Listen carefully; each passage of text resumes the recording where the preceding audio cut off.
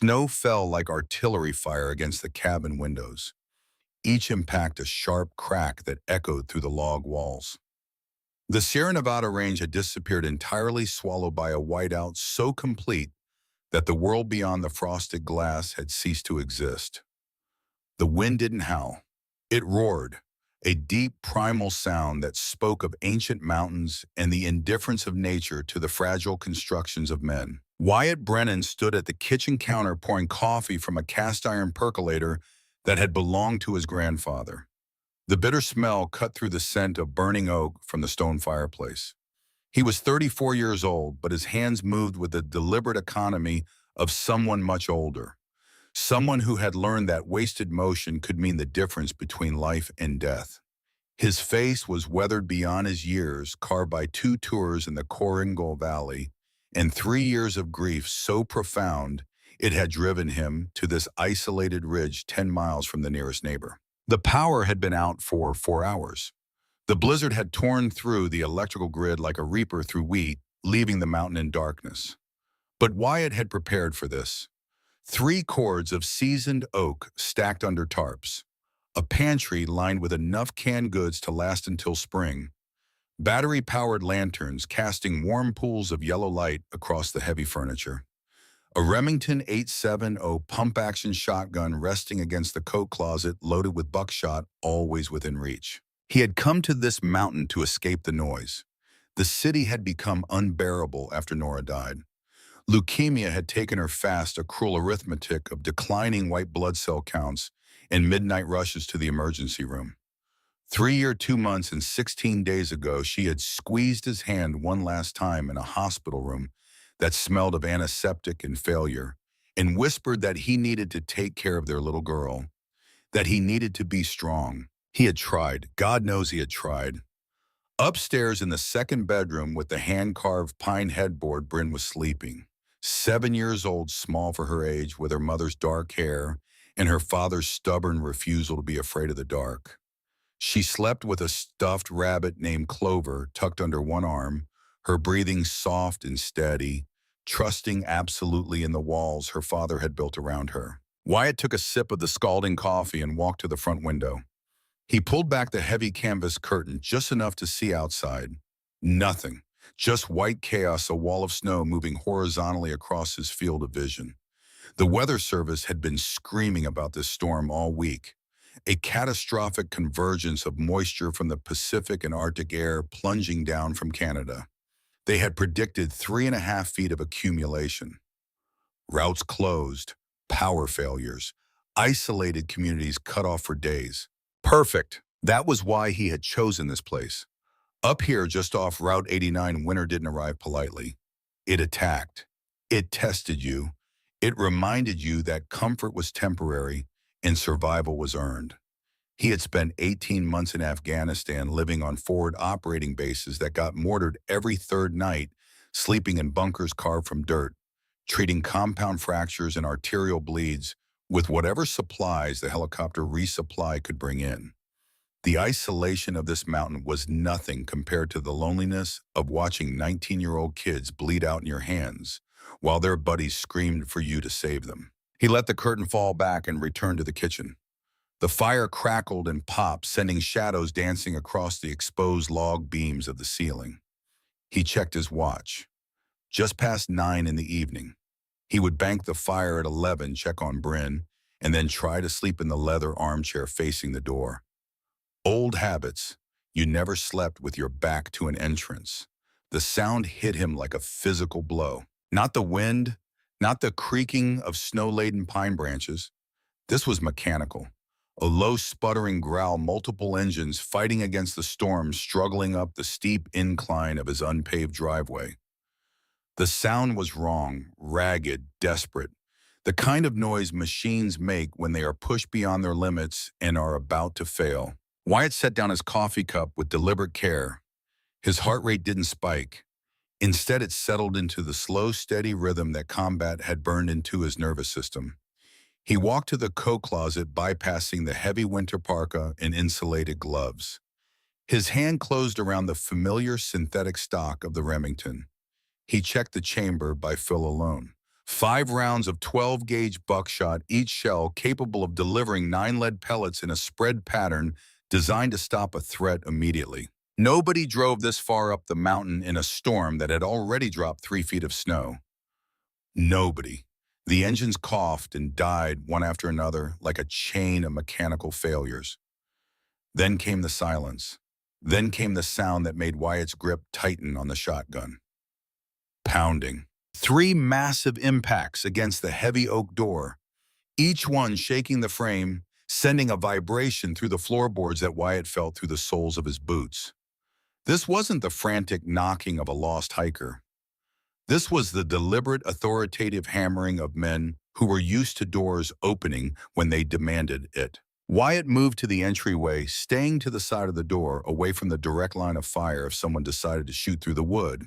He didn't turn on his flashlight. His eyes were already adjusted to the dim light of the lanterns, and he wasn't about to give whoever was outside a target to aim at. "Who's there?" The words came out sharp, commanding pitch to cut through the drafts in the howling wind outside.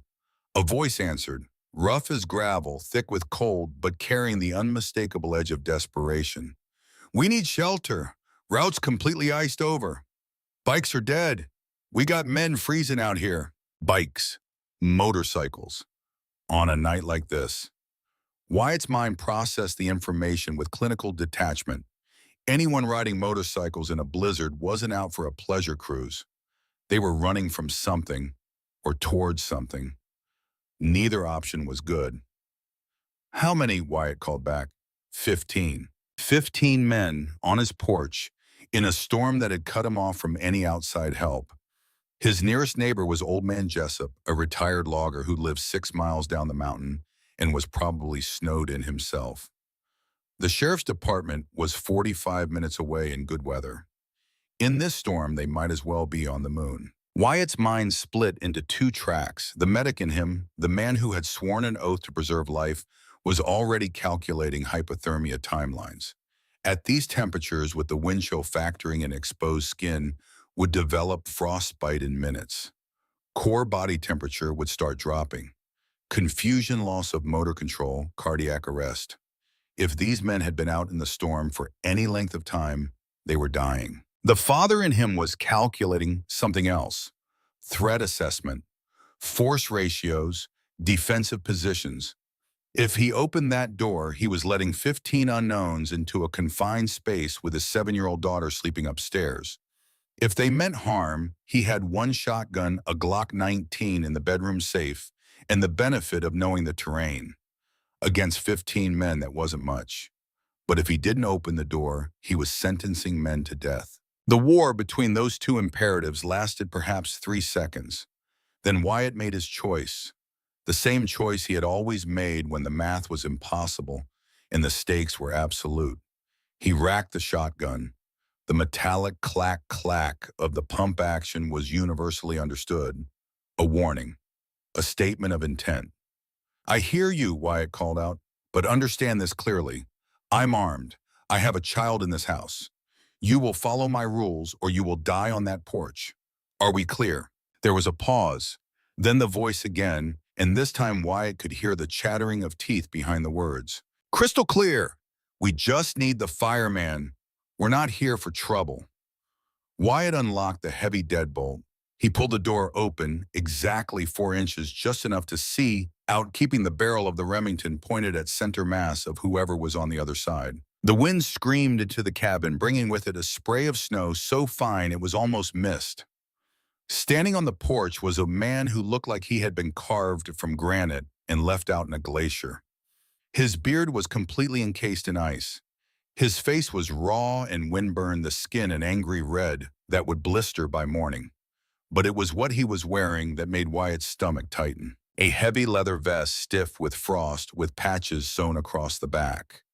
Wyatt couldn't make out all the details in the dim light and the blowing snow, but he recognized the central image immediately. A winged death's head, the unmistakable insignia of the Hells Angels Motorcycle Club. Behind the giant, huddled against the log walls and half buried in the drifts, were 14 more men. They looked like a defeated army, heavy boots packed with snow. Denim jeans soaked through and freezing. Leather cuts that might as well have been paper for all the protection they offered against a high-altitude blizzard.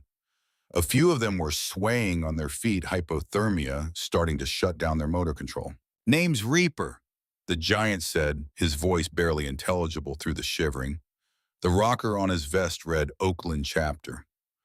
"They call me president of this sorry crew. Look, I hear the shotgun. I respect it. But my brother Clutch is bleeding out from a slide, and the rest of us are going to be corpses in 20 minutes. You can shoot us, or you can let us in. Either way, this conversation is over real soon." Wyatt looked into Reaper's eyes. They were hard eyes, dangerous eyes. The kind of eyes you saw in men who had done things they couldn't take back. But right now, they held something else. Fear. Not the fear of the shotgun pointed at his chest. The fear of a leader who had run out of options and was watching his men die. Wyatt made a calculation. A cold tactical assessment of risk versus moral responsibility. Then he stepped back from the door. "All of you, step back from the door, 10 feet. Reaper raised his massive ice-encrusted hands in a gesture of surrender and barked an order over his shoulder. The shivering men shuffled backward into the storm, stumbling through the deep snow. Wyatt raised his voice, projecting it over the wind, the way he had projected orders across fire-based perimeters under mortar fire. "Here are the rules. You bring no weapons into my home.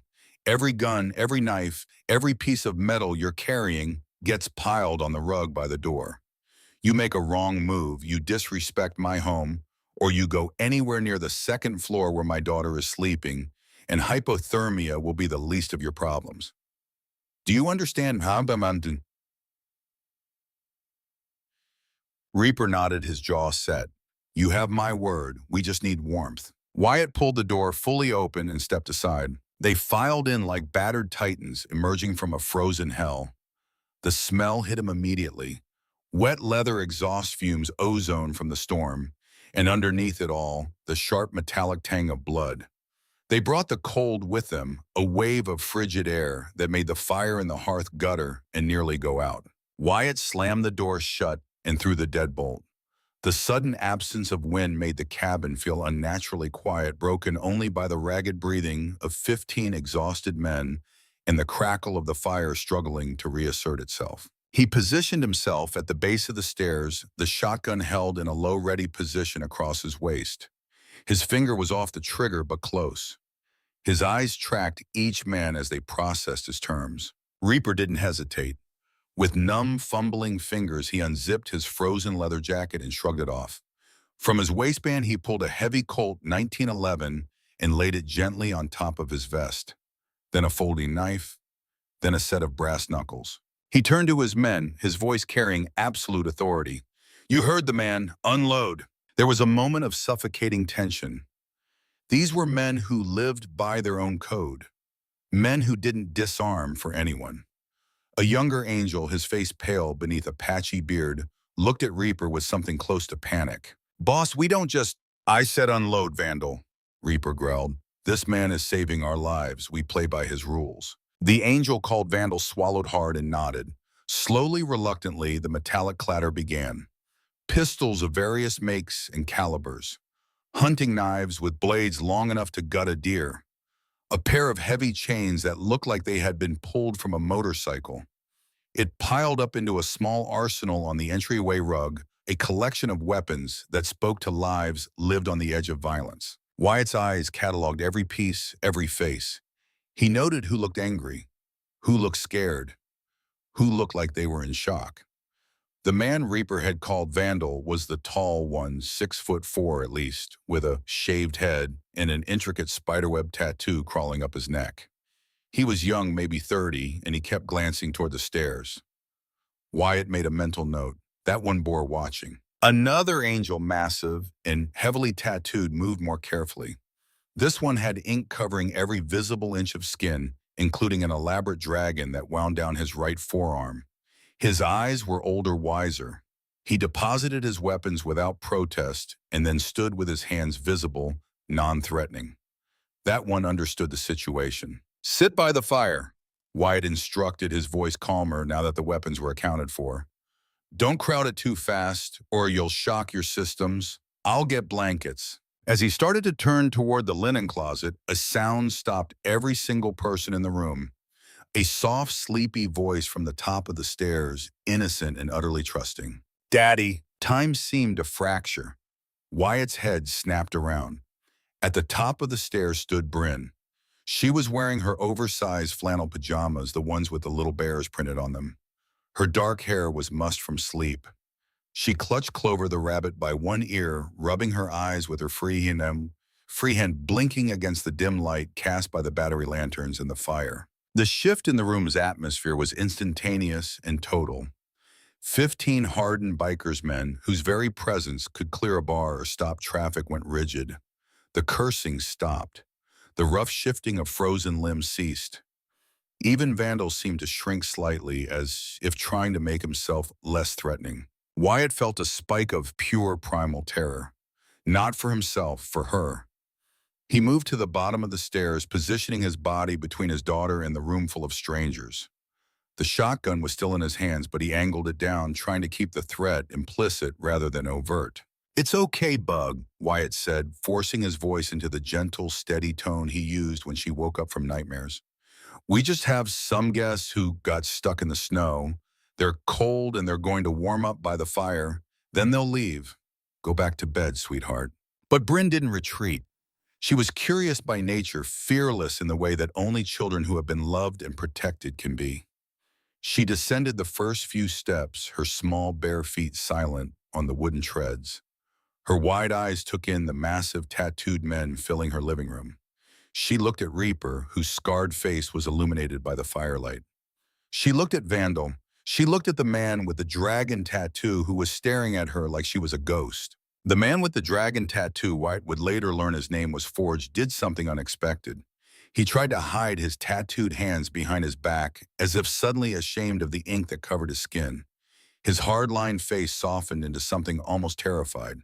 Not of Wyatt, not of the shotgun, of the little girl. Sorry to wake you, little miss, Vandal mumbled, his deep voice cracking slightly. The belligerence that had been in his eyes moments ago had evaporated entirely, replaced by awkward, almost desperate gentleness. Bryn stopped halfway down the stairs. She tilted her head, studying the men with the frank curiosity of a child who had not yet learned to fear. Are they cold, Daddy? Yes, sweetheart. They're very cold. Bryn nodded solemnly, as if this explained everything. I'll get my extra quilt. Before Wyatt could stop her, she turned and padded back down the upstairs hallway, her small form disappearing into the darkness beyond the reach of the lantern light. Wyatt let out a breath he didn't realize he had been holding. He looked back at the room. The angels were staring at him with a mixture of emotions that Wyatt recognized from his time in the military. Respect, understanding, a profound, unspoken acknowledgement that everything had just changed. Reaper was looking at Wyatt with eyes that held a depth of understanding that transcended the circumstances. This wasn't just a man with a gun protecting his home anymore. This was a father protecting his daughter. And that was a code that even the Hell's Angels understood. You got a beautiful girl there, Reaper said quietly, clearing his throat. His voice had lost all of its earlier edge. We won't bring no trouble into her house. I swear it on my patch. Appreciate that, Wyatt replied. He moved to set the shotgun down behind the kitchen counter, out of sight, but still within reach. A gesture of trust, but a calculated one. Now, who's the one bleeding? A young man, barely more than a kid really, was propped up against the wall near the door. He was bone white, his lips tinged with blue, despite being inside. His denim jeans were shredded on the right leg, dark blood pooling steadily around his heavy boot and staining the hardwood floor.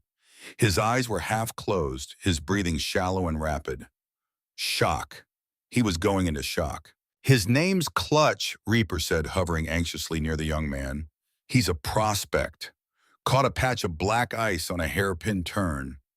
Bike went out from under him, caught his leg between the exhaust pipe and a jagged section of guardrail. He's been losing blood for over an hour. The combat medic in Wyatt took over completely. The father, the cautious host, all of it vanished. Get him on the kitchen table, now. Vandal and another angel, a wiry man with a scar running from his temple to his jaw, he moved immediately. They lifted Clutch as carefully as they could, but the young man still groaned in agony, his head lolling back. They swept a bowl of fruit and a stack of placemats off the heavy oak table and laid him on the surface. "What's your name?" Wyatt asked the wiry man as he sprinted toward the bathroom. "Blade." Blade hold pressured it on that wound. Direct pressure, both hands don't let up, no matter how much he screams. Wyatt grabbed his medical jump bag from the bathroom closet. It was a habit he had brought back from Afghanistan.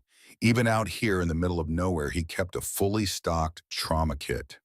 Hemostatic gauze, Israeli bandages, chest seals, airways, IV supplies. Everything he would need to keep someone alive until real help could arrive. He had restocked it religiously, hoping he would never need to use it again. Hope was a luxury he couldn't afford tonight. He returned to the kitchen, snapping on a pair of blue nitrile gloves. He pulled out his brightest tactical flashlight and handed it to Reaper.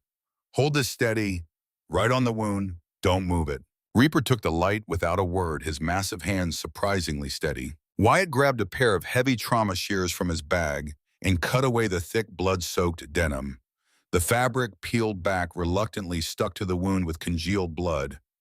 Underneath was a mess, a jagged 6-inch laceration that ran deep into the calf muscle, dangerously close to where the tibial artery ran.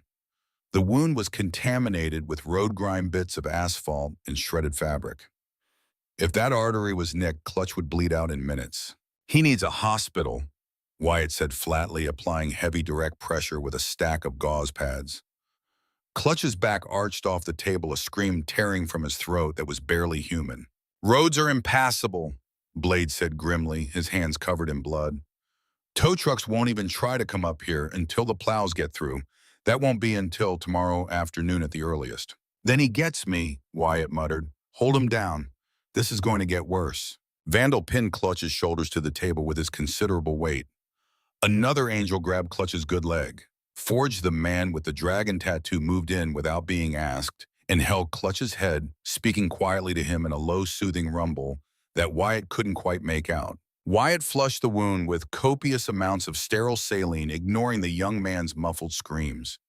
He worked with brutal efficiency, the same methodical precision he had used in a field hospital outside Jalalabad when a convoy hit an IED and brought in 6 casualties at once. He irrigated, he debrided, he picked out bits of gravel and fabric with forceps, each piece another potential source of infection. The angels watched in stunned silence. These were men who were no strangers to violence, to pain, to damage. But watching this quiet, solitary man transition into a trauma surgeon on a kitchen table commanded a reverence that went beyond words. Bryn returned, dragging a massive, heavy quilt behind her. It was handmade, stitched by her grandmother years ago, one of the few things Wyatt had kept from the old house. She stopped at the edge of the kitchen, her eyes widening as she saw the blood, the young man on the table, her father bent over him with bloody hands. Forge immediately stepped between her and the table, blocking her view with his considerable bulk. He knelt down to her eye level, his road-worn face gentle. "Hey there, little miss," he said softly, his voice like gravel wrapped in velvet. "Thank you for this. Why don't you help your dad by getting some waters from the fridge? We're awful thirsty." Bryn nodded, distracted from the makeshift surgery. She went to the refrigerator, standing on her tiptoes to reach the bottled waters on the second shelf. She began handing them out to the terrifying men sitting on the floor, who accepted them with quiet, polite mumbles of "Thank you, ma'am," and "Much obliged, Miss Bryn." At the table, Wyatt had threaded a curved suture needle. He looked down at Clutch, whose eyes were glassy with pain and shock. "I don't have enough local anesthetic to numb this completely," Wyatt said honestly. "You're going to feel every stitch. I'm sorry." Clutch managed a weak nod, his jaw clenched. "Do it." Wyatt began to suture. In, out, tie off. In, out, tie off. His hands were machines, steady and precise. The only sounds in the cabin were the wind outside, Clutch's ragged breathing, and the soft snip of surgical scissors. 27 stitches. Each one a small act of controlled violence in service of healing. As Wyatt was finishing the final layer, closing the skin with a running subcuticular stitch, that would leave minimal scarring, he reached blindly toward the pile of Clutch's gear that had been dumped on a chair next to the table. His hand brushed against a leather saddlebag unbuckled during the crash. The heavy flap fell open. Wyatt froze. Inside the saddlebag, illuminated perfectly by the spill of Reaper's tactical flashlight, were neat, tightly wrapped bricks of cash. Hundreds of them. The bills were bound with rubber bands stacked in rows. Wyatt's mind, trained to make quick assessments, estimated it at a glance. $800,000. Maybe more. Beneath the cash, partially visible, was the dull gleam of an automatic weapon, a suppressor threaded onto the barrel. The temperature in the kitchen dropped 30 degrees in the span of a heartbeat, colder than the blizzard raging outside. Reaper saw it. The flashlight beam wavered for a fraction of a second, the only outward sign of the man's reaction. Wyatt looked up slowly from the wound, his hand still holding the curved needle and suture thread. His eyes locked with the Hells Angels president. The fragile trust they had built over the last 40 minutes hung by a thread thinner than the surgical suture in Wyatt's hands. This wasn't a joyride gone wrong in a storm. This was something else, something bigger. And Wyatt Brennan had just seen behind a curtain that men were killed for looking at. The cabin was absolutely silent except for Clutch's labored breathing and the distant howl of the wind. 15 angels watched Wyatt. Reaper's hand was inches from where his Colt had been before he disarmed. Vandal had shifted his weight, ready to move. Even Forge had gone still, his eyes on Wyatt. Wyatt held Reaper's gaze for 3 long seconds. He didn't reach for the shotgun behind the counter. He didn't shout. He didn't demand explanations. Instead, he reached over, grabbed the leather flap of the saddlebag and closed it, deliberately, calmly, hiding the contents from view. He turned back to the wound, snipped the final thread, and wrapped Clutch's calf in a clean compression bandage with the same methodical care he had used for the entire procedure. "Keep his leg elevated," Wyatt said, his voice completely devoid of emotion. "If he spikes a fever, wake me up. Otherwise, let him rest." He stripped off his bloody gloves and threw them in the trash. Then he turned to face Reaper fully. The two men stood 3 feet apart, the weight of unspoken understanding settling between them like a physical presence. "I didn't see anything in that bag, Reaper," Wyatt said quietly. His voice dropped to a low, dangerous whisper that only the president could hear. He pointed toward the living room where Bryn was carefully distributing water bottles to grateful, tattooed hands. "I saw a man bleeding out and I fixed him. That's where my involvement ends. You and your men are guests in my home until the storm breaks. But if whatever trouble follows, that money comes to my door and threatens my daughter, I won't use the buckshot. I'll use the slugs." It wasn't a question. It wasn't a negotiation. It was a statement of fact delivered with the flat certainty of a man who had made harder choices in worse circumstances. Reaper didn't bristle at the threat. Instead, he gave a slow, deliberate nod. His weathered face held something that looked almost like respect. "We're ghosts, Wyatt," Reaper replied, his voice equally quiet, equally sincere. "We were never here, and no trouble will cross your threshold. You have the word of the Hells Angels." Wyatt walked to the sink and washed the blood from his hands, watching the red water spiral down the drain. Behind him, the angels were settling in. Forge was spreading Bryn's quilt over Clutch, who had finally passed out from exhaustion and pain. Vandal was adding logs to the fire. Blade was quietly organizing the pile of weapons by the door, making sure nothing was in a position where it could accidentally discharge. Bryn appeared at Wyatt's elbow, looking up at him with sleepy eyes. "Did you fix him, Daddy?" "Yeah, Bug, I fixed him." "Good," she yawned, showing all her small teeth. "I like Forge. He's nice. He said he has daughters, too." Wyatt felt something twist in his chest. His 7-year-old daughter had just handed out water to some of the most dangerous men in America, and she thought they were nice because one of them had daughters. "Go back to bed, sweetheart. I'll be up in a little bit to check on you." Bryn nodded and padded back toward the stairs. Forge, without being asked, walked her to the bottom step and waited until she was safely at the top before returning to his spot by the fire. Wyatt dried his hands and looked around the cabin. 15 outlaws were sprawled across his living room, wrapped in every spare blanket and sleeping bag he owned. The smell of wet leather and wood smoke filled the air. The fire crackled, Outside, the storm continued its assault on the mountain. He had just performed surgery on a kitchen table for a motorcycle gang, carrying nearly $1 million in cash and an illegal automatic weapon. He had lied by omission about what he had seen. He had made a choice to protect men he didn't know for reasons he wasn't entirely sure he understood. Wyatt picked up his coffee mug, found it cold, and poured it down the sink. He grabbed the Remington from behind the counter and walked to the high-backed leather armchair in the corner of the room. He sat down the shotgun resting across his thighs and settled in to watch. The hours between midnight and dawn were going to be very long. Reaper didn't sleep either. The Oakland president sat cross-legged by the fire, a mug of lukewarm coffee in his hands, his eyes locked on the flames. But Wyatt knew the man was acutely aware of his every movement. Around 3 in the morning, when most of the angels had finally succumbed to exhaustion and were snoring in various states of disarray across the floor, Reaper spoke. He didn't look at Wyatt. He just stared into the fire and began to talk, his voice low enough that it wouldn't wake the others. The kid on the table, Clutch. His real name is Evan Morrison. His old man was Axel Morrison. We called him Axe. He was a legend in the club. 32 years he wore the patch. Rode with us through wars, through federal investigations, through things I can't talk about. Reaper paused, took a sip of cold coffee, grimaced. About 6 months ago, the Reno cartel decided they wanted a piece of Axe's business. He ran a legitimate trucking company, moved freight up and down the coast. They tried to muscle in, wanted him to move their product. He told them to go to hell. So they made an example of him. The fire popped, sending sparks up the chimney. They didn't kill him outright. That would have been a mercy. They bled him dry, extorted him for $420,000, took his trucking company, took his house, took the family farm that had been in the Morrison family for 3 generations. Clutch's mother, Diane, she couldn't handle it. She took a bottle of pills and didn't wake up. 2 weeks later, Axe had a massive stroke, died in the hospital with his kid holding his hand. Wyatt listened without interrupting. He had heard stories like this before in different contexts, different wars.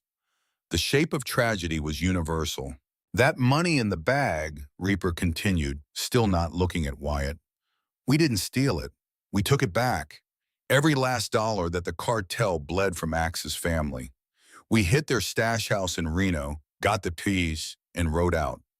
They weren't happy to see us leave with it. They chased us into the mountains. We took Route 89 to lose them in the storm, knowing their trucks couldn't handle the ice like our bikes could. But we pushed too hard. Clutch went down on that hairpin. If you hadn't opened that door, he would have died on your porch, his father's son bleeding out in the snow. Reaper finally turned to look at Wyatt. His eyes hardened by decades of violence and loyalty to a code most people would never understand, held a weight of sincerity that couldn't be faked. We're not criminals looking to rob a bank, Wyatt. We're brothers making things right for a kid who lost everything. But the people we took it from, they're not the forgiving type. Are they coming up this mountain? Wyatt asked, his voice flat, the soldier in him already calculating defensive positions in fields of fire. No, Reaper said firmly. The storm closed the pass behind us. Nobody is getting up here until the plows come through tomorrow, and by then we'll be long gone. You and your little girl are safe, that's a promise. Wyatt looked at the frosted windows, the darkness beyond the relentless wind. I hope you're right, Reaper, for all our sakes. The 2 men sat in silence after that, each lost in their own thoughts. The fire burned down to glowing embers. The storm outside showed no signs of relenting. And in that isolated cabin, perched on a high ridge in the Sierra Nevada mountains, an unspoken understanding had been reached between 2 men from completely different worlds. They had both lost people they loved. They both understood what it meant to fight for what remained. And they both knew that sometimes the only thing standing between survival and death was the willingness of a stranger to open a door in a storm. As the first gray hints of dawn began to fight their way through the eastern windows, Wyatt finally allowed himself to close his eyes. Not to sleep, just to rest them for a moment. The Remington remained across his lap, his hand resting lightly on the stock. 15 Hells Angels were asleep in his living room. A young man with 27 stitches in his leg was breathing steadily on his couch. Nearly $1 million in pixie and an illegal weapon were hidden in a saddlebag 10 feet away. And upstairs, his 7-year-old daughter slept peacefully, trusting absolutely in her father's ability to keep the wolves at bay. Wyatt had made his choice. He had closed the saddlebag. He had given his word that he had seen nothing. And whatever came next, whatever consequences followed from this night, he would face them the same way he had faced everything else since Nora died. With his daughter behind him and a weapon in his hands, in the absolute certainty that some lines could never be crossed. The storm raged on. Dawn came with a blinding, pristine brilliance that seemed impossible after the violence of the night. The storm had finally exhausted itself sometime around 5 in the morning, leaving behind a profound, ringing silence that was almost louder than the wind had been. Sunlight poured through the cabin windows, reflecting off 3.5 feet of fresh powder that had erased every trace of the world that existed before. The pine trees were so heavy with snow, they bent like old men under the weight. The driveway had ceased to exist. Wyatt had not slept. He sat in the leather armchair with the Remington across his lap, watching the slow transition from darkness to gray to the sharp, clean light of a winter morning. His body ached with a peculiar exhaustion that comes from remaining motionless for hours while your mind refuses to rest. Every creak of settling logs, every shift of a sleeping angel on his floor, had registered in his consciousness like a ping on a radar screen. But nothing had happened. The angels had slept like dead men, some of them snoring loud enough to rival the wind. Clutch had made it through the night without spiking a fever, his breathing steady, his color slowly returning from corpse gray to something closer to human. And upstairs, Bryn had slept through everything, cocooned in her flannel pajamas, in her absolute faith that her father could handle anything. By first light, the angels were stirring the way soldiers wake in unfamiliar territory, quickly and silently. Forge unfolded from the floor near the hearth. Reaper checked the windows. Within an hour, all 15 were on their feet. Wyatt stood his knees popping and set the Remington on the mantel where it would remain visible, but not threatening. He walked to the kitchen and fired up the industrial gas stove. The propane tank was full. He could cook. "Anyone allergic to anything?" he called out to the room. A few heads shook. Vandal spoke up. "We're grateful for whatever you got, man. We're not picky." Wyatt pulled out flour, eggs, buttermilk. The griddle hissed. Bacon sizzled. The smell filled the cabin like a prayer. Forge moved to help without being asked. Plates up there. Mugs by the sink. They worked in silence, the kind of comfortable quiet that forms between men who've survived something together. Bryn appeared at the stairs, drawn by the bacon. "Are the scary men still here?" Forge knelt to her level. "We're not scary, little miss, just big." He showed her the dragon tattoo winding down his forearm. "You gotta earn dragons." "I like dragons," Bryn declared. Vandal sat on the floor so she could trace the spiderweb crawling up his neck. Her small finger followed the pattern, completely unafraid. Wyatt stacked pancakes, distributed coffee. The angel ate like men who'd been given a second chance, grateful, quiet, reverent. Around 9, Clutch woke. Wyatt checked his leg, no fever wound, clean, healing well. He handed the young man water and Tylenol. Clutch caught his wrist. "Mr. Brennan, that money, it's not what you think." Wyatt sat on the couch edge. "Tell me." The words came out broken. "My dad, Axel Morrison, we called him Axe, ran Morrison Trucking. Legit freight, 30 years. Reno cartel wanted him to move drugs. He said no. They bled him for 420 and protection money. Took the company, took our house, took the family farm, 3 generations gone." Clutch's voice cracked. "My mom couldn't handle watching them destroy him. Pills. Didn't wake up. 2 weeks later, Dad had a stroke. I was holding his hand when he died. Last thing he said, 'Don't let them win, Evan.'" Tears ran down the young man's face. "The club voted unanimous. We were going to take back what they stole. For Dad's name. Hit their stash house, took exactly what they took from us. 850. And they chased us into this storm." Wyatt stood, walked to the window, looked out at the white mountains. 15 angels waited for judgment. "Your father stood by his principles when it cost him everything," Wyatt said finally. "That's rare. The money stays in the bag. When you can ride, you take it and honor his memory. Understood. Clutch nodded, unable to speak. Reaper shook Wyatt's hand. The grip said what words couldn't. Then the radio crackled. Unit Alpha, this is base. Come in. Every head in the cabin turned toward the shortwave emergency radio on the kitchen counter. Wyatt moved quickly, turning up the volume. Base, this is Unit Alpha. We're at Route 89 incline. Road is still impassable for trucks. But we got something. Tracks. What kind of tracks? Motorcycles. A whole mess of them. 15, maybe 20 bikes. They headed up the mountain before the snow dumped the hardest. Tracks are mostly buried now, but we can see the pattern. They went up. They didn't come down. The temperature in the cabin dropped 30 degrees. Angels were on their feet, hands instinctively moving toward weapons that weren't there. Wyatt held up a hand for silence. A different voice came through the radio. This one was cold, precise, with a faint accent. Unit Alpha, this is Ramirez. Deploy the snowmobiles. Follow those tracks. If they dug in somewhere up there, you find them. You recover the package. You eliminate all witnesses. Every single one. Are we clear? Crystal, sir. We have 8 sleds fueled and ready. 16 men armed. We'll find them. Do not fail me, Alpha. That money belongs to the Sinaloa cartel, and anyone who took it is already dead. They just don't know it yet. The radio went silent. Wyatt turned to face the room. The angels were standing in various stages of alarm and readiness. Reaper's face had gone hard as granite. Vandal was clenching and unclenching his fists. Forge had moved instinctively to place himself between Bryn and the front door. How long? Wyatt asked Reaper. 30 minutes. Maybe less if they push hard. Can you make it out the back on foot? Reaper shook his head. Not through 4 feet of powder with Clutch unable to walk. We'd make it 50 yards before hypothermia set in.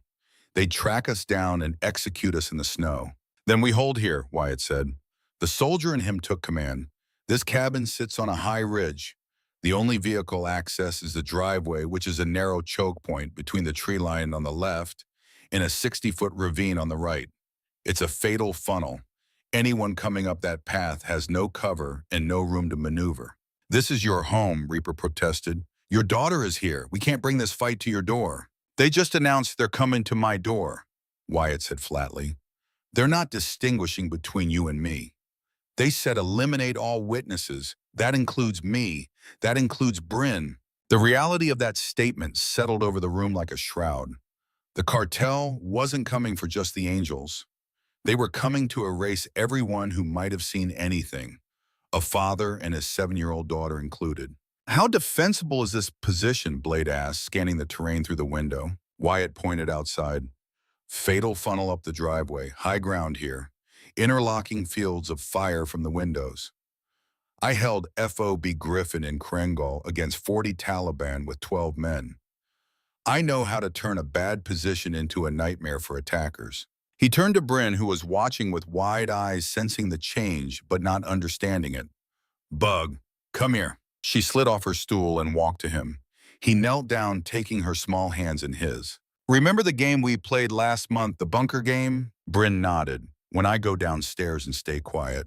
That's right, we're going to play that game now. I need you to go to your room, grab Clover, and meet me at the pantry. Can you do that? Are the bad men coming, Daddy? Wyatt chose truth. Yes, honey, some bad men are coming, but they're not going to get past this porch. Do you know why?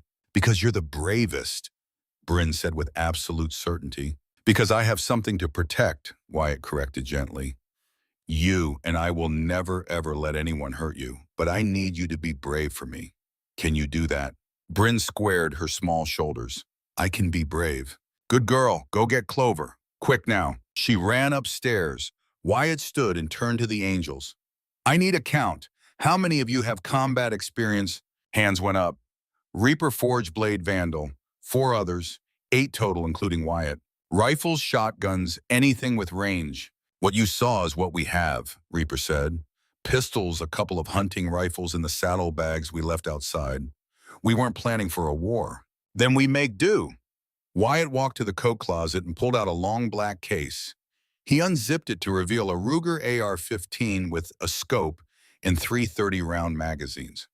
I have this, the Remington, my Glock, and about 200 rounds of various calibers. He pulled out a wooden crate from the back of the closet. Inside were 6 road flares, the kind used for emergencies. We have these, and we have the terrain. Bryn came back down with Clover.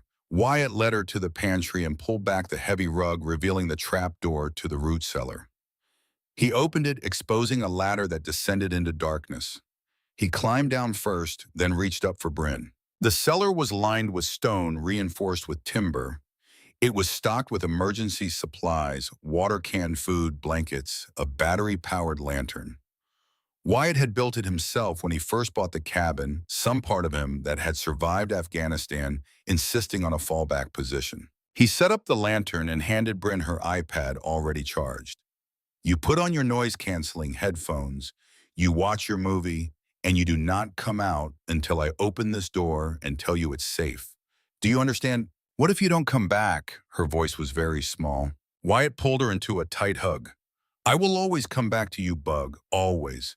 That's a promise I made to your mom, and I have never broken a promise to her. He kissed her forehead, breathing in the scent of her shampoo, memorizing it. Then he climbed the ladder and closed the trap door. He slid the rug back and dragged a heavy sack of flour over the door.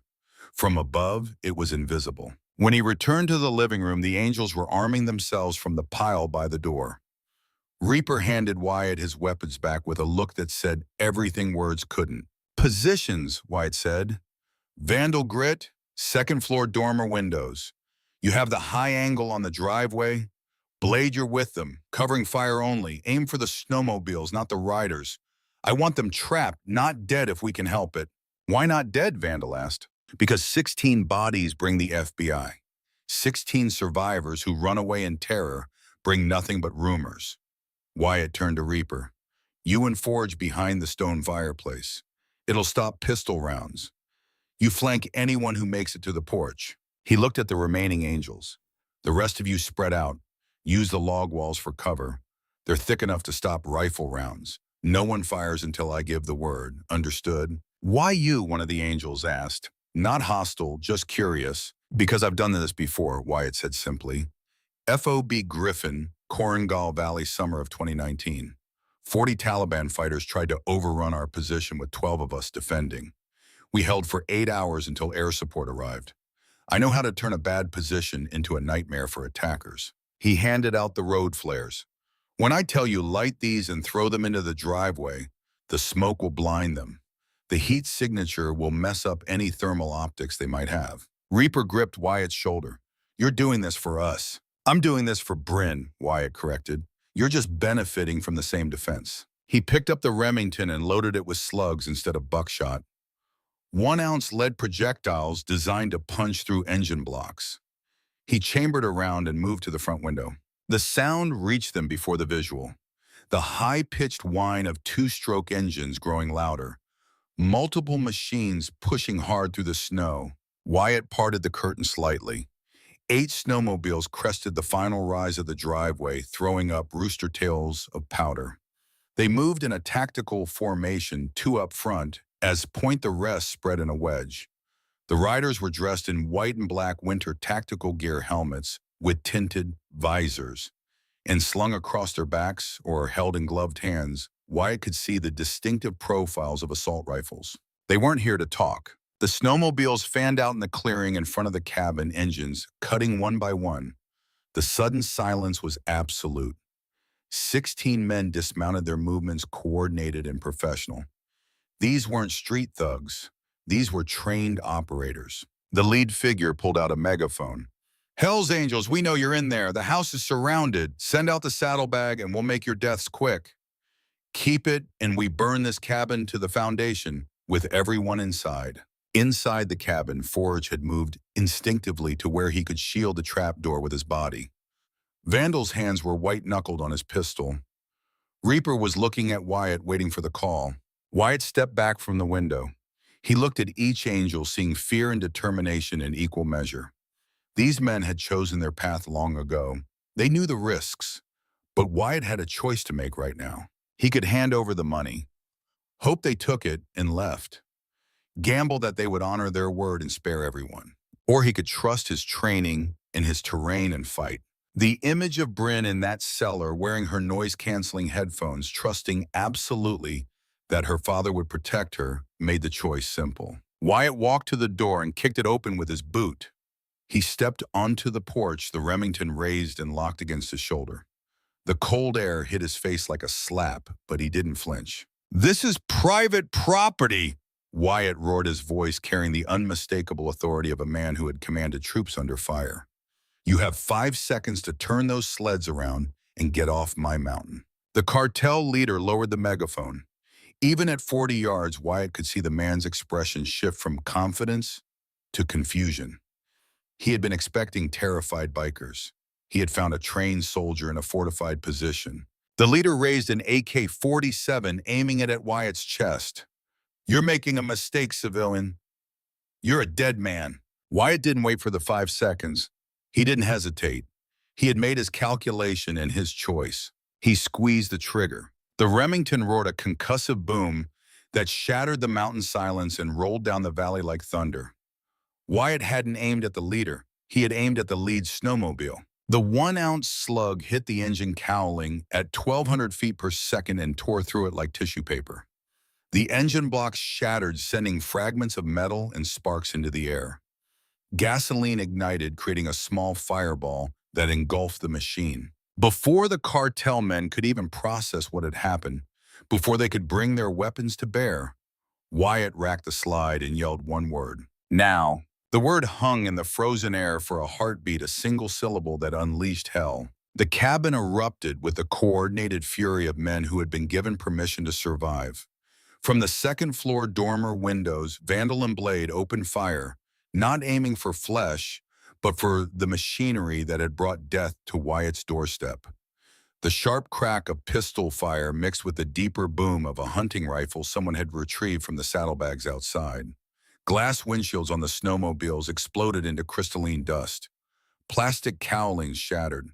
Metal sparked where bullets found their marks. From the ground floor, Reaper and Forge fired in disciplined 3-round bursts, the way men who understood suppressing fire were supposed to shoot. They weren't trying to kill. They were creating a wall of lead that made the open clearing in front of the cabin absolutely untenable for anyone standing in it. The cartel enforcers had expected to find wounded, freezing bikers cowering in the dark. They had not expected a fortified position with overlapping fields of fire and a defender who understood that superior numbers meant nothing when you controlled the terrain. They scattered like startled birds, diving behind their snowmobiles, scrambling for cover that didn't exist in 3 feet of snow. Wyatt fired a second slug. The heavy projectile caught the second snowmobile's track assembly and tore it apart, metal shredding with a sound like a scream. The machine lurched sideways, useless. "Flares!" Wyatt shouted. Angels struck the road flares against the stone hearth, the chemical igniters hissing to life in brilliant red flame. They hurled them through the shattered windows. The flares arced through the air and landed in the snow around the clearing, spewing thick white smoke that was designed to be visible for miles. Within seconds, the tactical visibility collapsed. The cartel enforcers were shooting blind, their muzzle flashes visible in the smoke, but their aim wildly off. A burst of AK-47 fire stitched across the front of the cabin, bullets punching through wood and glass. One round passed so close to Wyatt's head that he felt the supersonic crack of its passage. He dropped to one knee behind the heavy log railing of the porch and chambered another slug. "Hold!" he screamed over the gunfire. "Cease fire!" The Angels, to their credit, stopped shooting immediately. The discipline was remarkable. The cartel kept firing for another few seconds, panic shooting into smoke and perceived threats before their ammunition started to run low and their leader regained enough control to shout orders in Spanish. The shooting stopped. The smoke drifted across the clearing, thick and acrid. The smell of gunpowder and burning chemical compound filled the air. Wyatt's ears rang from the concussive blast in the confined space. He racked the Remington one more time. The sound carried across the silence like a promise, a threat, a statement of absolute intent. "You've got 4 working sleds left," Wyatt shouted into the smoke. His voice was calm, conversational, the tone of a man discussing the weather rather than a firefight. 3 of your machines are destroyed. You're standing in open snow with no cover. I'm in a fortified position with high ground and interlocking fields of fire. Do the math. The smoke began to clear, pulled apart by the mountain wind. The cartel leader was crouched behind one of the ruined snowmobiles, his white tactical gear splattered with gasoline and melted plastic. His helmet visor was up, and Wyatt could see his face now. Young, maybe 35, with hard eyes that right now held the dawning realization that he had walked into a trap. The next volley won't be aimed at your engines. Wyatt continued, his Remington pointed at center mass on the leader. You drop your weapons in the snow, you put your wounded on whatever sleds still run, and you walk back down that mountain. You come back and I'll bury you in the ravine where nobody will ever find you. The cartel leader looked at the shattered remains of his convoy. He looked up at the cabin where he could see the barrels of multiple weapons trained on him from windows and firing positions. He looked at his men, half of whom were wounded from flying debris and ricochets, all of whom were realizing they had been outmaneuvered by superior tactics. He made the calculation that survivors make when survival becomes more important than pride. Bajen las armas, he ordered. Drop your weapons. One by one, the AK-47s and pistols fell into the snow. The cartel enforcers raised their hands, moving slowly, carefully. They helped their wounded onto the 4 remaining functional snowmobiles, cramming 2 and 3 men onto machines designed for 1. It was a humiliating retreat, and every man there knew it. The leader was the last to mount up. He stared at Wyatt across 40 yards of torn snow and gun smoke. You just made an enemy of the Sinaloa cartel. I just defended my home, Wyatt replied. What you choose to do with that information is your problem, not mine. The snowmobile started with coughing reluctance, engines damaged from the close calls and debris. They turned and began the long, slow descent down the mountain, leaving behind 3 destroyed machines, 14 discarded weapons, and the crushing weight of their failure. Wyatt stood on the porch, the Remington still at his shoulder, and watched until the sound of the engines faded completely into the vast silence of the Sierra Nevada. Only when he was certain they were gone, when the mountain had reclaimed its stillness, did he lower the weapon. His hands were shaking. The adrenaline that had carried him through the fight was draining away, leaving behind the hollow, trembling aftermath that every soldier knows. His legs felt weak. His heart was hammering against his ribs like it was trying to escape. He turned around and looked at the cabin. The angels were emerging from their positions, stunned expressions on their scarred features. Bullet holes had stitched patterns across the log walls. Glass littered the floor. Smoke still hung in the air like a ghost. Reaper walked to the edge of the porch, his Colt still in his hand, and stared down the mountain where the cartel had disappeared. Then he turned to look at Wyatt. The expression on the Angels' president's face was something beyond respect.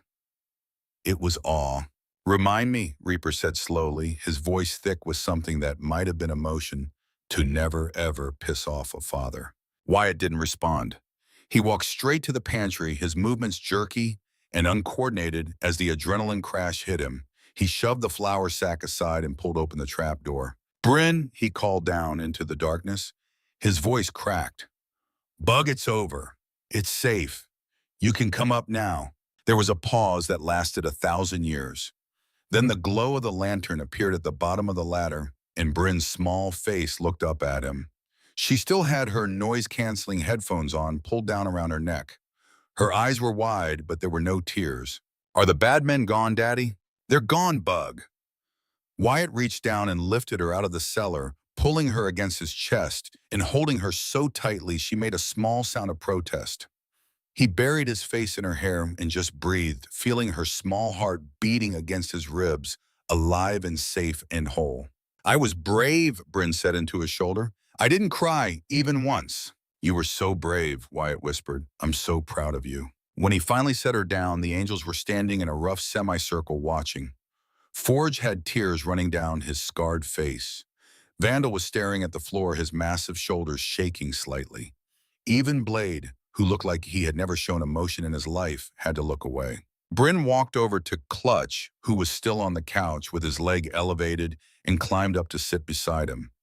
Did my daddy save you again? Clutch, pale and exhausted, managed a smile. Yeah, little miss, your daddy saved all of us. Again.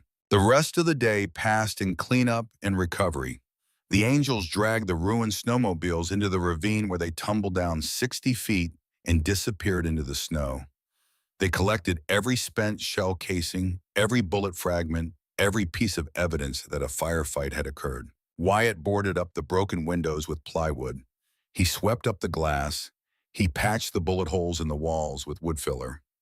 By the time the sun began its descent toward the western peaks, the cabin looked almost normal. That night, they ate canned stew heated over the gas stove.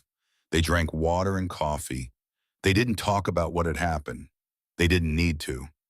Men who have survived combat together don't need to process it with words.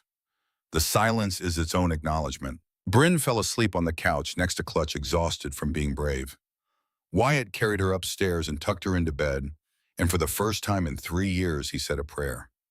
Not to any specific God, just a thank you to whatever force in the universe had let him keep her safe. When he came back downstairs, Reaper was waiting for him. "We'll leave at first light," the president said. "The plows should have Route 89 clear by noon. We can ride out, disappear. You'll never see us again." Wyatt nodded. That was the smart play. The safe play. Let the ghost vanish and pretend this had never happened. "Wyatt," Reaper said quietly, "what you did today, that wasn't just tactics. That was laying down your life for people you don't know, for a fight that wasn't yours." "It became mine the moment they said they'd burn this cabin with everyone in it," Wyatt replied. "They threatened my daughter. That made it personal." Still, Reaper pulled something from his pocket. It was a small silver medallion on a heavy chain. The Hells Angels' death's head, but different. This one had no club text, just a shield engraved beneath the skull. "This belonged to my father. He gave it to me before he died. It means safe passage, a promise of blood and iron. I want you to have it." "I can't take that." "You already earned it." Reaper pressed the medallion into Wyatt's hand. "You saved Clutch's life on that table. You saved the rest of us on that porch. You have a marker with the Hells Angels now, Wyatt Brennan, a marker that never expires. Whatever you need whenever you need it, you show that medallion and we come. All of us." Wyatt looked down at the heavy silver in his palm. "I just want you to get your men home safe, Reaper." "We will. But this thing between us, it's not finished. You don't walk through fire with men and then just shake hands and part ways. That's not how this works." The president was right and Wyatt knew it. Something had been forged here that was stronger than circumstance, a bond that transcended the normal rules of society. He had stepped outside the law to protect these men, had lied by omission about what he had seen, had engaged in a firefight to defend them. He was complicit now, changed. The thought should have terrified him. Instead, it just felt inevitable. 3 weeks later, on a cold afternoon in early February, Sheriff Hollis Crane drove up the mountain with Deputy Knox in the passenger seat. Wyatt was outside chopping firewood when he heard the engine.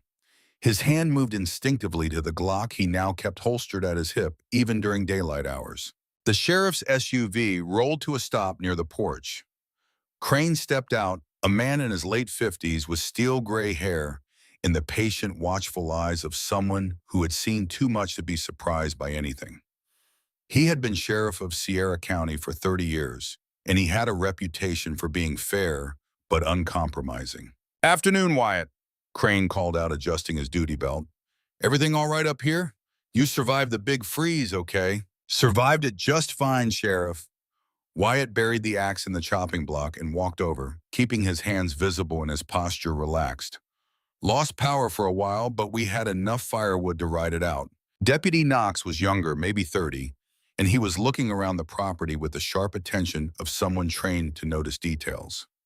Wyatt's pulse elevated slightly, but he kept his face neutral. "Reason we're checking in," Crane said, his tone conversational, "is we found something strange down at the base of your ridge a few weeks back, right after the plows came through." "Strange how?" "Found 3 abandoned snowmobiles, smashed to pieces, looked like the engine blocks had been blown out. We also found a lot of blood in the snow near the tree line and 14 weapons. AK-47s, pistols, tactical gear. The kind of hardware you don't see at the local sporting goods store. Wyatt let a beat of silence pass as if he was thinking about it. That is strange. Yeah.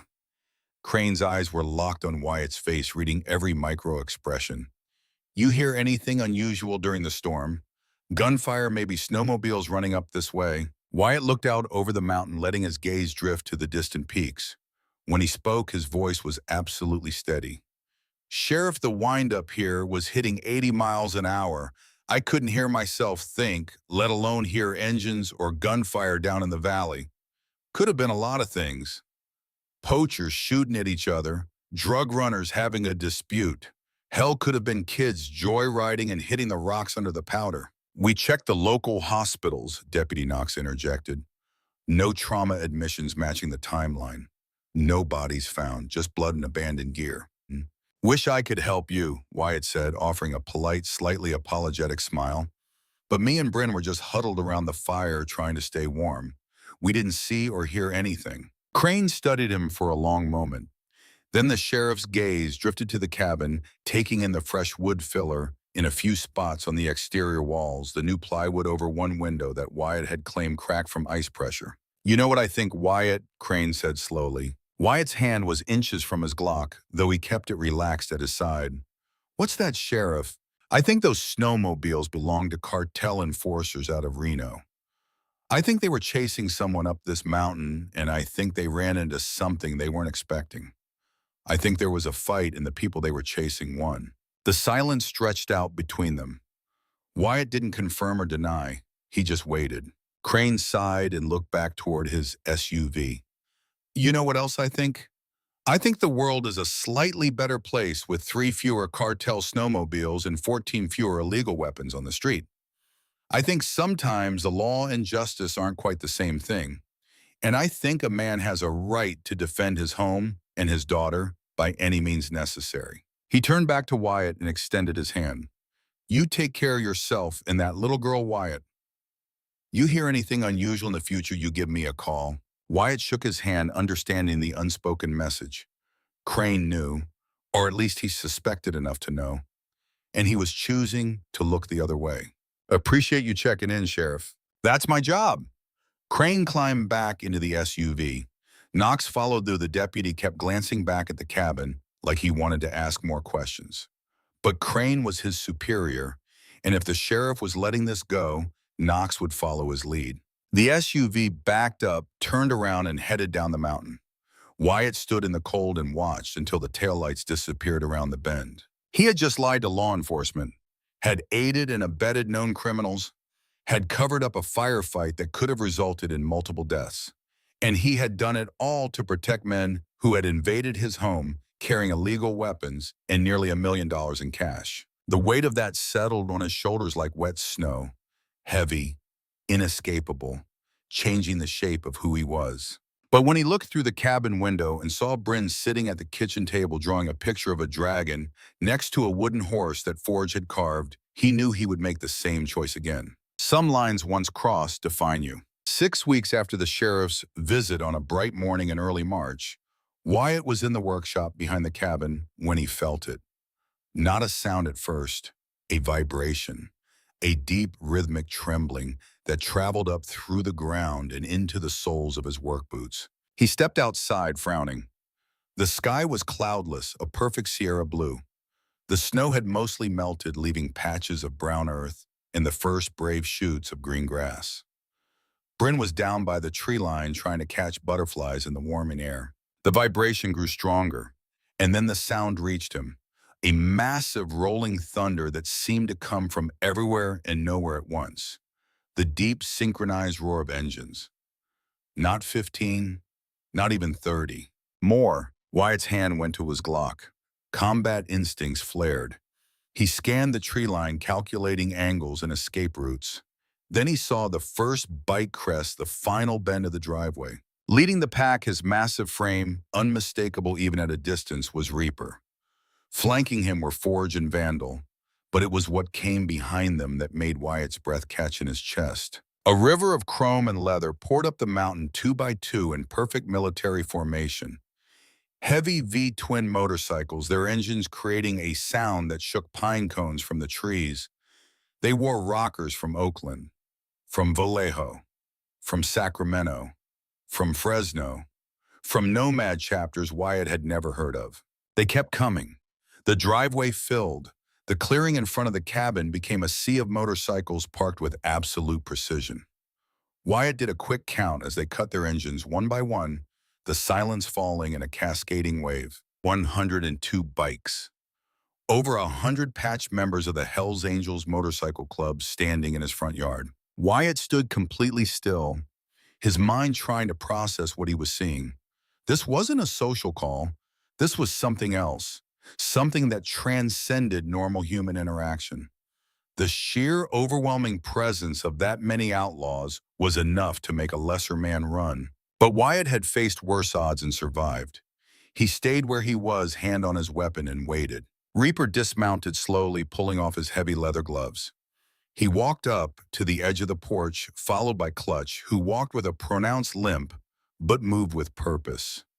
The young man's leg had healed, though the scar would last forever. "Wyatt," Reaper said, his voice carrying easily in the sudden quiet. "Reaper," Wyatt nodded respectfully. His eyes flicked to the army of bikers behind the president. "That's a lot of iron for a social call." A low rumble of laughter rolled through the crowd, breaking some of the tension. "We didn't come for a social call, brother," Reaper said. He gestured to Clutch, who stepped forward. Clutch looked at Wyatt, his eyes filled with an intensity that made the moment feel sacred. He extended his hand. Wyatt took it. The young man's grip was strong now, fully recovered. "The doctors in Oakland said another 20 minutes and I would have lost the leg," Clutch said, his voice thick. "Another hour and I would have bled out. You saved my life, Mr. Brennan. The club owes you my life." "You're walking on both feet," Wyatt said quietly. "That's all the thanks I need." Forge stepped up onto the first step of the porch. In his massive hands, he carried a heavy wooden plaque beautifully carved from dark mahogany and varnished to a high shine. He knelt down, and only then did Wyatt realize Bryn had come up from the tree line and was standing beside him. "Hey there, little bird," Forge rumbled, his scarred face splitting into a gentle smile. "You still got that horse I made you?" Bryn nodded enthusiastically. "He guards my room every night, Mr. Dragon." Forge chuckled to sound like distant thunder. He stood and handed the plaque to Wyatt. "This is for you, from all of us." Wyatt looked down at it. Burned into the wood was a beautifully rendered image of the Hells Angels' death's head, but instead of the standard club text, the words curving around the skull read, "Protected by the Brotherhood. This property is sanctuary. You hang that on your gate at the bottom of the driveway," Reaper instructed, his tone absolutely serious. "You hang it where everyone can see it. No thief, no drifter, no gang, and no corrupt cop will ever step foot on this mountain knowing what happens if they disrespect that sign." Before Wyatt could respond, Blade walked up carrying a sealed manila envelope. He handed it to Wyatt. "What's this?" Wyatt asked, feeling the weight of paper inside. "Open it later," Reaper said. "It's the contact information for a trust lawyer in San Francisco. The money from Clutch's saddlebag, we used most of it to set his family right, paid off the debts, got the farm back, but there was a surplus. That envelope contains information for an irrevocable trust in Bryn's name. College, a house, whatever she needs when she turns 18. It's all legal, washed clean through 3 different legitimate businesses." Wyatt felt his throat tighten. He looked at the envelope, then at the sea of rough, scarred, violent men standing in his yard. Men as society had labeled as monsters and criminals. Yet here they were securing his daughter's future. "I don't know what to say." "You don't say anything," Reaper replied, his voice gentle. "You just know that you're not alone up here anymore. You have a family now, a different kind of family, but family nonetheless." Reaper turned to address the assembled angels. He raised his fist in the air. The response was instantaneous and overwhelming.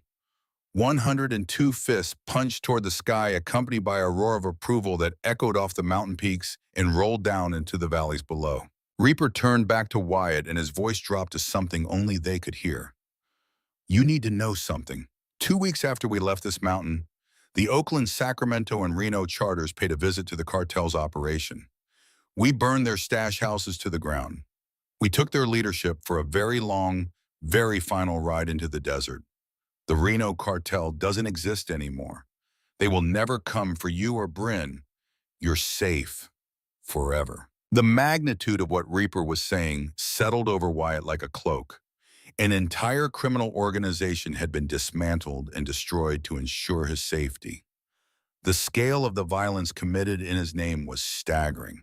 And yet, looking at Bryn standing beside him, innocent and safe, he couldn't bring himself to feel anything but gratitude. "You didn't have to go to war for me," Wyatt said quietly. "Yes, we did," Reaper replied simply. "We protect our own. And whether you fly our colors or not, you're our own. You bled for us. That's all that matters." The next hour became something Wyatt would remember for the rest of his life. The isolated mountain cabin transformed into a gathering unlike anything these peaks had ever seen. 102 angels spread out across the property, but they were respectful. They didn't trash anything. They didn't get drunk or rowdy. They treated Wyatt's home like the sanctuary it had become. Forge sat in the grass with Bryn teaching her how to whittle a small wooden dog with a pocket knife, his massive hands gentle and patient. Vandal told stories about riding cross-country, his deep voice animated in a way Wyatt hadn't seen before. Clutch sat with Wyatt on the porch steps talking about his father, about the farm they had gotten back, about the future he was going to build. "I'm going back to school," Clutch said. "Gonna study business, run the farm, right? Make it profitable enough to give back to the club the way my dad would have wanted." "Your father would be proud," Wyatt said. "He would have liked you," Clutch replied. "You're the same kind of man he was. Stand by your principles even when it costs you everything." When it was time to leave, the thunder returned. 102 engines fired up in near-perfect synchronization, a sound so massive it felt like the mountain itself was coming alive.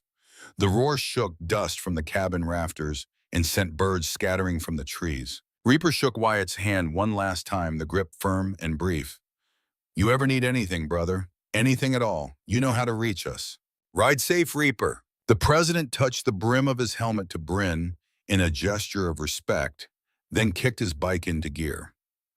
The river of leather and chrome began to flow back down the mountain, a serpentine column of controlled power that seemed to go on forever. Wyatt and Bryn stood on the porch, the newly carved plaque resting against the railing beside them, and watched until the last bike disappeared around the final bend. They watched until the sound faded into the gentle rustle of the Sierra pines. They watched until the mountain reclaimed its silence. Bryn looked up at her father. "Daddy, are they really our family now?" Wyatt knelt down beside her, looking into eyes that held her mother's wisdom and her own unique courage. "A kind of family, yes, a strange one. But family is the people who show up when you need them, who protect you when you're in danger, who make sure you're safe even when they're gone. Like you do for me." "Like I do for you," Wyatt agreed. He pulled her into a hug, feeling the warm mountain sun on his back, the plaque that promised eternal protection beside him, and the weight of choices that had changed everything. He had been a combat medic who swore to save lives. He had become a father trying to raise a daughter in peace. And on one frozen night when strangers came to his door, he had become something else entirely. A bridge between worlds. A man who stood at the intersection of law and justice and chose the harder path. The years that followed would prove the truth of Reaper's promise. The plaque went up on the gate at the bottom of the driveway, and word spread through the criminal underworld faster than wildfire. The cabin on Route 89 was off limits, sacred ground, protected by an army that would materialize like ghosts if anyone was foolish enough to test that protection. Wyatt never called in the marker. He never needed to. But knowing it was there, knowing that Bryn would grow up under that invisible shield, allowed him to sleep at night in a way he hadn't since Nora died. The trust fund grew. When Bryn turned 18, it would pay for college, for a house, for whatever dreams she chose to pursue. Money that had started as blood and theft had been transformed into something clean and purposeful. A future built on the ashes of the past. The wooden horse that Forge carved still sat on Bryn's nightstand guarding her room. The medallion Reaper had given him hung in Wyatt's workshop, a reminder of the covenant that had been forged in a blizzard. And every year on the anniversary of that night, Wyatt would pour a cup of coffee, walk out to the porch, and look down the mountain, where the angels had arrived and departed like a force of nature. He had saved 15 men in a storm. They had saved his soul in the aftermath. The exchange was unequal, but debt wasn't measured in mathematics. It was measured in the willingness to stand beside someone when the world was ending and say, "I'm with you." As the sun climbed higher over the Sierra Nevada peaks, painting the snow-capped mountains in shades of gold and crimson, Wyatt picked up the plaque and walked down to the gate. He mounted it on the heavy wooden post, the mahogany dark and rich against the weathered wood. The death's head skull gleamed in the sunlight, and the words beneath it were carved deep enough to last generations. Protected by the Brotherhood. This property is sanctuary. He stepped back and looked at it, this declaration that changed everything. Then he turned and walked back up the driveway to where Bryn was waiting on the porch, the wooden dog Forge had taught her to carve, held carefully in her small hands. "Is it up, Daddy?" "It's up, Bug." "Good," she said with the absolute certainty of childhood. "Now we're safe forever." Wyatt looked down at his daughter at the cabin behind her that had become a fortress at the mountains, that had witnessed everything and kept their secrets. He thought about the choices he had made, the lines he had crossed, the covenant he had entered into with men the world called criminals. And he thought about the medic who had sworn to preserve life, who had held that oath sacred through 2 tours of war. That man would have been horrified by the violence, by the lies, by the alliance with outlaws. But that man had never been a father protecting his daughter. "Yeah, Bug," Wyatt said softly, pulling her close. "We're safe forever." And for the first time since Nora died, he believed it. The mountain wind whispered through the pines, carrying with it the distant echo of 100 engines that had thundered through and left everything changed. Somewhere down in the valleys, the Hells Angels were riding toward whatever battles awaited them, secure in the knowledge that they had left one of their own protected. And on a high ridge in the Sierra Nevadas, a former combat medic and his 7-year-old daughter stood together in the sunlight, guarded by an invisible army, bound by a covenant written in blood and snow, and unshakable loyalty. The promise remained carved into wood and burned into memory forever.